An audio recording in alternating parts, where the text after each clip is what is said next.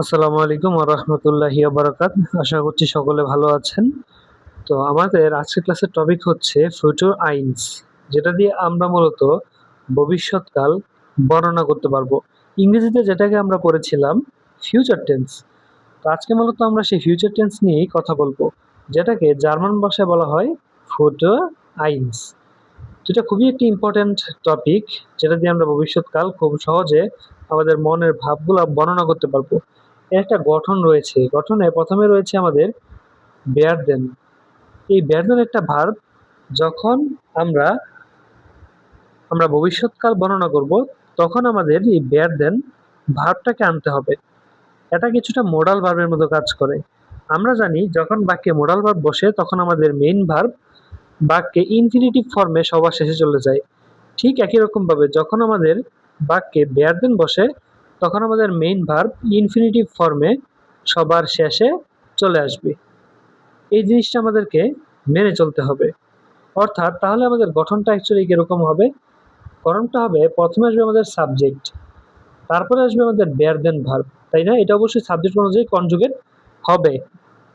তারপরে আসবে আমাদের কাঙ্ক্ষিত অবজেক্ট, তারপরে আসবে আমাদের মেইন ভার্ব।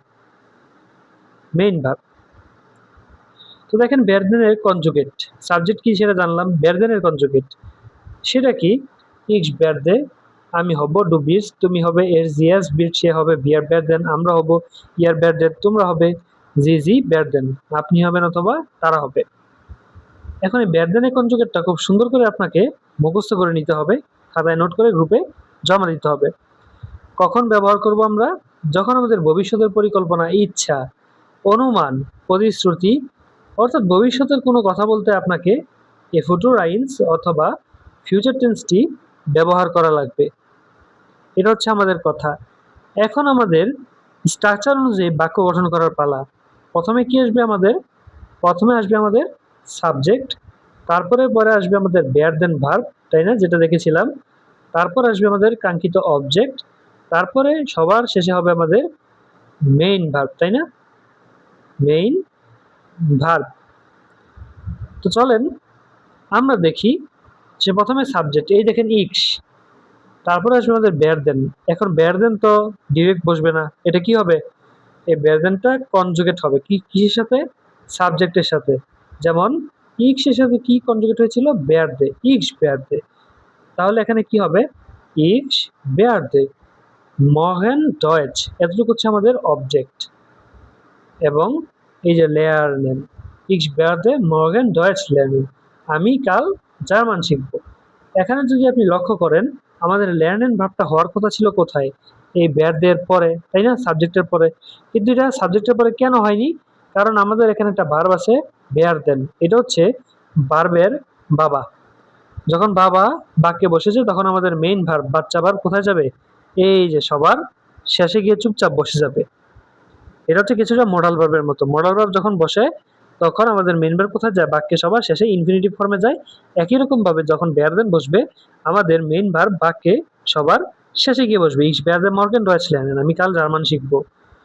ডু বিরস্ট das Examen bestehen, তুমি এক্সামে পাস করবে। এর বিট নাক্সটে ইয়ার নাক ডয়েচল্যান্ড সিহেন, সে কি করবে? পরবর্তী বছর অথবা পরের বছর নেক্সট ইয়ারে ডয়েচল্যান্ডে থাকবে। তারপরে দেখেন ইক্স বেয়ারডে ডিয়ার হেলফেন, আমি তোমাকে সাহায্য করব। ইক্স বেয়ারডে ডিয়ার হেলফেন, আমি তোমাকে সাহায্য করব। আমি যদি বলি আমি জার্মান শিখবো, তাহলে কি হবে? ইক্স বেয়ারডে, তাই না, নর্মাল। তারপরে ডয়েচ, ডয়েচ আমাদের মেইন ভার্ব কি হবে? ইনফিনিটিভ ফর্মে lernen, ইক্স বেয়ারডে ডয়েচ lernen।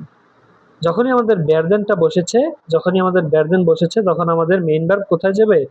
ইনফিনিটিভ ফর্মে বাক্যে সবার শেষে গিয়ে বসবে। শেষ। এই ছিল আমাদের ভবিষ্যৎকাল বর্ণনা জার্মান ভাষায়। দেখেন জি werden uns besuchen kommen, সে আমাদের দেখতে আসবে। er wird das Problem schnell lösen, সে সমস্যাটা তাড়াতাড়ি সমাধান করবে। শেষ। এই তো আমাদের মোটমাট werden অর্থাৎ ভবিষ্যৎকাল বর্ণনা। এরপর সবচেয়ে ইম্পর্টেন্ট একটা টপিক, যেটা হচ্ছে কনিয়াঙ্টিভ সোয়াই। আশ্রয়ের জন্য সবচেয়ে গুরুত্বপূর্ণ একটা টপিক কনজাংটিভ ছয়।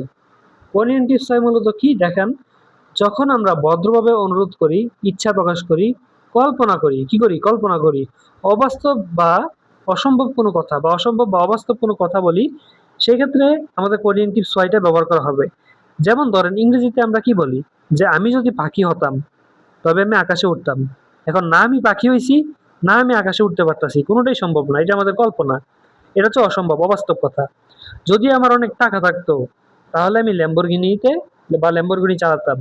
এখন না আমার টাকা আছে না ল্যাম্বরগিনি আছে, এটাই কি আমাদের কল্পনা বা অবাস্তব কথা। ঠিক একই রকম ভাবে এই যে যেমন আরেকটা উদাহরণ আমরা পড়ছিলাম, যদি আমি রাজা হতাম, যদি আমি রাজা হতাম কিন্তু আমি কি হয়েছি, হইনি তো, এটা আমার কল্পনা, এটা অবাস্তব কথা। সেক্ষেত্রে কি হবে, কনজাংটিভ ছয়টা ব্যবহার করব। আচ্ছা, যে কনজাংটিভ ছয় মোস্টলি যে তিনটা ব্যবহার করা হয় সেটা হচ্ছে ভ্যাকেন, হ্যাটেন, ব্রিওজেন। দেখেন প্রথমে চলে আসি আমাদের ভ্যারেন নিয়ে। ভ্যারেন, ভ্যারেন করতে আসছে, ভ্যারেন আসছে মূলত জাইন থেকে। ভ্যারেন করতে আসছে, জাইন থেকে আসছে। তো দেখেন এটা হচ্ছে মূলত আমাদের প্রেজেন্ট, প্রেজেন্ট ফর্ম। এটা হচ্ছে আমাদের পাস্ট ফর্ম।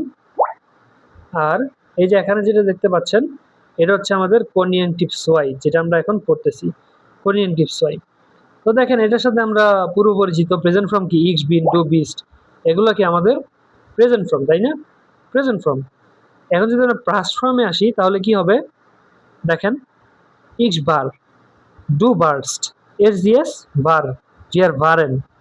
এখন যদি আমরা কনজাংটিভ ছয়ে আসি, একই জিনিস, শুধু একটা umlaut চলে আসবে কিসে, এর মধ্যে। এই যে দেখেন এর মধ্যে একটা umlaut চলে আসছে, লক্ষ্য করেন কি চলে আসছে, একটা umlaut চলে আসছে, ইক্স ভেয়ারে, ডু ভেয়ারস্ট। এখানে কি ছিল, বার্স্ট, উপরে শুধু একটা umlaut দিলে কি হয়ে গেছে, ভেয়ারস্ট। এই দেখেন এস জিএস ভেয়ারে, আমরা কি জানি এই ইক্স আর এস জিএস কি হবে, কনজুগেটটা একরকম হবে, এই যে ভেয়ারে। তারপরে ভিয়ার, ভেয়ারেন, এখানে কি ছিল, ভারেন, ভারেনের উপরে শুধু এর উপরে একটা দুইটা নোক্তা, নোক্তা দিয়ে দিবেন আরবি ভাষায়, তাই না? দুইটা নোক্তা দিয়ে দিবেন মানে umlaut দিয়ে দিবেন, তাহলে কি হয়ে যাবে আমাদের কনজাংটিভ ছয় হয়ে যাবে। মানে পাস্ট ফর্ম যেটা আছে সেটার উপরে কি একটা নোক্তা দিয়ে দিবেন, এর উপর একটা নোক্তা দিয়ে দিবেন, তাহলে মূলত আমাদের কি হয়ে যাবে, কনজাংটিভ ছয় হয়ে যাবে। ইয়ার ভেয়ার্ট, ইয়ার ভেয়ারেট, জিজি ভারেন, এখানে কি হবে, জিটি ভ্যারেন। একটা হচ্ছে ভারেন, একটা হচ্ছে ভ্যারেন। ঠিক আছে, উচ্চারণে কিন্তু পার্থক্য রয়েছে। এটা সুন্দর মতো আপনাকে কি করতে হবে, মুখস্থ করে নিতে হবে। যেমন ইস ভেরে জ্ঞান গাইস, আমি ধনী হতে চাইতাম। এর ভেরে ইয়ার সিয়ার, সে এখানে থাকতো। এর ভেরেন গ্লুইকলিশ, আমরা খুশি হতাম কিন্তু কি হয়েছি। এই বিষয়টা এরকমই, আমি বা আমরা খুশি হতাম কিন্তু আমরা খুশি হই নাই, এটা আমাদের কল্পনা, এটা আমাদের ইচ্ছা। আমরা খুশি হতাম, যদি আমরা ধনী হতাম তাহলে আমরা খুশি হতাম। এখন না আমরা ধনী না আমরা সুখী, নাকি? বিষয়টা এরকমই। যদি আমি পাখি হতাম, যদি আমি রাজা হতাম কিন্তু হয়েছি রাজা, কি হয়েছি আমি, Ich wäre sehr glücklich, আমি খুব সুখী হতাম কিন্তু হই নাই, কিন্তু হই নাই, হতাম।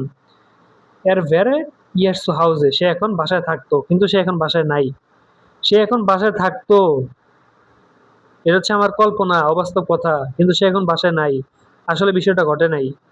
ঠিক আছে, এই হচ্ছে আমাদের ভেরে। জি ভেরে যার নেট, সে খুবই ভদ্র হতো কিন্তু সে এখন অভদ্র হয়ে গেছে, নাকি? এই ছিল আমাদের ভ্যারেন নিয়ে ছোটখাটো উদাহরণ। অবশ্যই পিডিএফ গুলো আপনার দেওয়া থাকবে, অথবা আপনি স্ক্রিনশট নিয়ে রাখতে পারেন এবং গ্রুপে সুন্দর করে বাড়ির কাজগুলো জমা দিবেন। তারপর চলে আসেন হেড টেন। হেড টেন করতে আসছে, হেড টেন আসছে মূলত হাবেন থেকে। তো চলেন আমাদের কনজুগেশন গুলো আমরা দেখি। হেড টেন যেহেতু একটা ভার্ব, অবশ্যই তার কনজুগেশন কি মাস্ট হবেই হবে। এটা হচ্ছে প্রেজেন্ট, এটা হচ্ছে আমাদের পাস্ট, এটা হচ্ছে আমাদের কনজাংটিভ ছয় যেটা আমরা পড়তেছি। তো দেখেন একই রকম ভাবে ইক্স হবে, ডু হাস্ট, এস জিএস হার্ড, এটা তো আপনি পড়ছেন, এটা তো আমি এতদিন পড়ছেন প্রেজেন্ট ফর্ম। পাস্ট ফর্ম গুলো আপনি পড়ছেন প্যাটারিটুম, যেমন ইক্স হাট্টে, ডু হ্যাড টেস্ট, এস জিএস হ্যাডটে, বিয়ার হ্যাড টেন, এই যেগুলো পড়ছেন, ঠিক না? সুন্দরভাবে তো কিন্তু আপনি এগুলা শেষ করছেন। এখন আসেন প্যাটারিটুম ফর্ম নিয়ে। প্যাটারিটুম ফর্ম গুলো কি হবে, ইক্স এখানে ছিল কি হাট্টে, হাট্টের উপর শুধু একটা umlaut হবে তাহলেই হবে। ইক্স হ্যাডটে, ডু হ্যাড টেস্ট, এখানে কি হবে, এই যে হ্যাড টেস্ট। এস জিএস হাট্টে, এখানে কি হবে, হ্যাটটে। এটা হচ্ছে হাটটে, এটা হচ্ছে হ্যাটটে, দুইটা উচ্চারণে পার্থক্য আছে। ভিআর হাটটেন, এটা কি হবে, হ্যাটটেন। ঠিক একইভাবে আপনাকে কি করতে হবে, বাকিগুলো খুব সুন্দর করে মুখস্থ করে নিতে হবে। এখানে দেখেন ইক্স হ্যাটটে সাইট, আমার সময় থাকতো, কিন্তু কি আমার সময় নাই।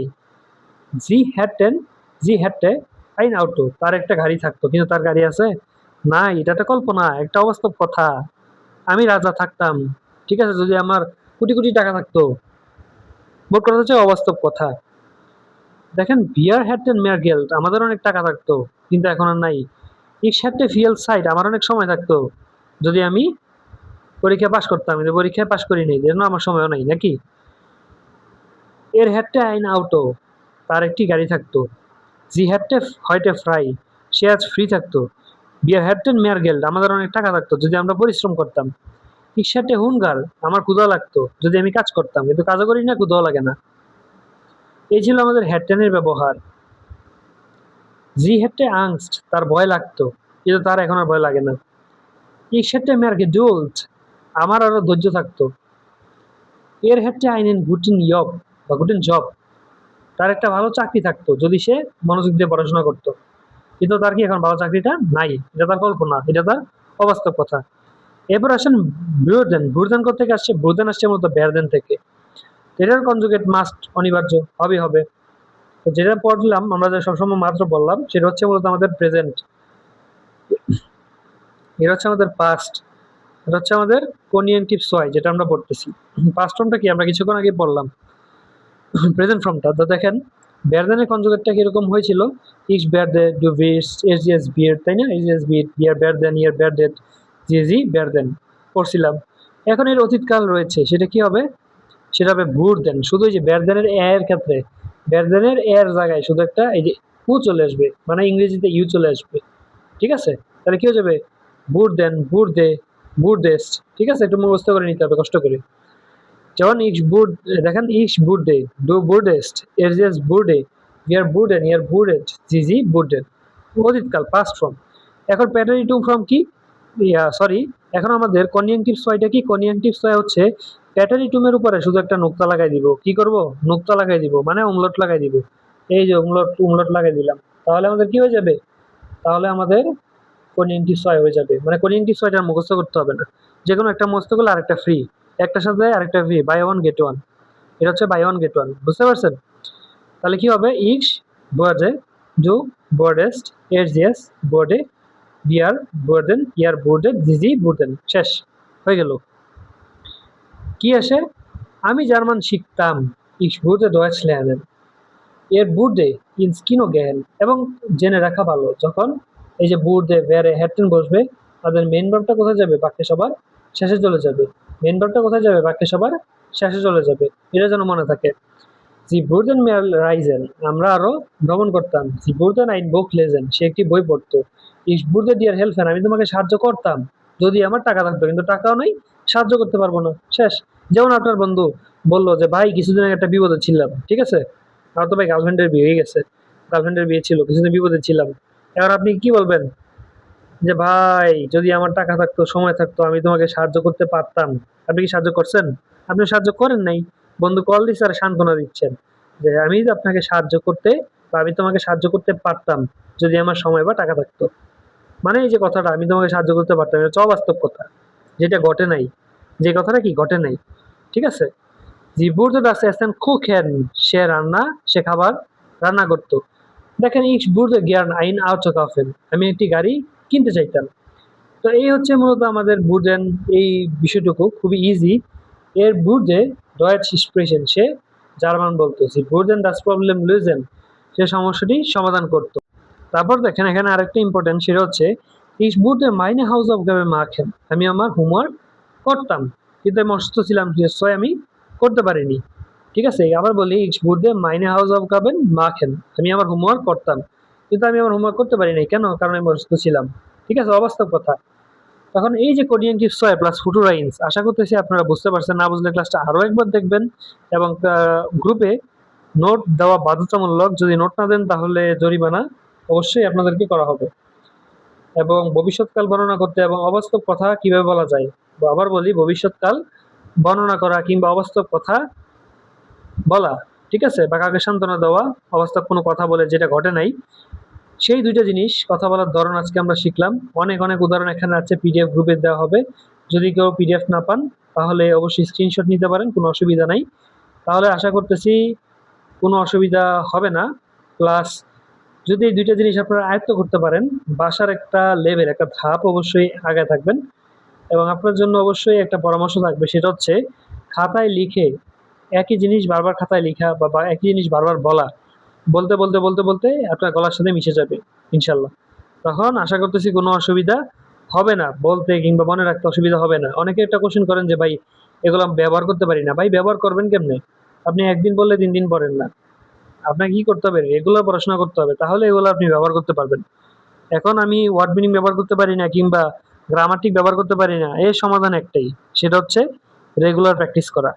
কোনো ট্রিকস নাই, কোনো মন্ত্র নাই, কোনো কিছুই নাই, কোনো জাদু নাই, জাদুটোনা নাই, কোনো কবিরাজি নাই। কবিরাজ বাড়ি ৭ তলায় গেলেও আপনাকে কেউ কিছু করতে পারবে না। যতক্ষণ না আপনি নিজে মাঠে নামতেছেন, যতক্ষণ না আপনি নিজে প্র্যাকটিস করতেছেন। নিজে প্র্যাকটিস করেন, খুশি থাকেন। আসসালামু আলাইকুম ওয়া রাহমাতুল্লাহি ওয়া বারাকাতুহু।